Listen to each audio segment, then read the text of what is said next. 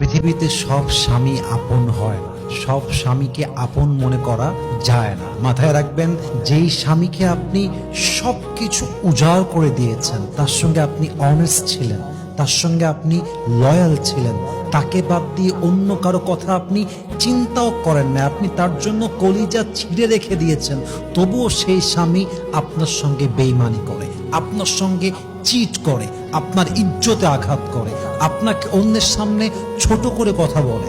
মাথায় রাখবেন, যেই স্বামীকে সবকিছু উজাড় করে দেওয়ার পরেও স্বামী থাকতে চায় না, স্বামী বেইমানি করে, সেই স্বামী কখনো বেস্ট হাজবেন্ড হতেই পারে না। ঠিক কিনা বলেন? এজন্য আজকালকার যুগে স্বামীকেও বিশ্বাস করতে হয়, মেপে বিশ্বাস করতে হয়। স্বামীকেও ভালোবাসতে হয়, কিন্তু লেভেল বুঝে ভালোবাসতে হয়।